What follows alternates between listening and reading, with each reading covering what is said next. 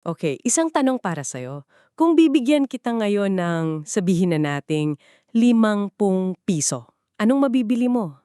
Um, ₱50? Siguro isang merienda. Pamasahe. Oo, isang merienda, di ba? Mhm.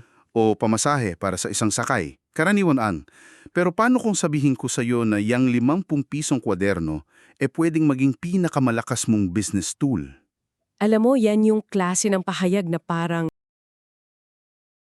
pero kapag inisip mong mabuti, doon mo makikita yung henyo sa likod ng simpleng ideya. Exactly. At yan mismo ang ating susuriin ngayon.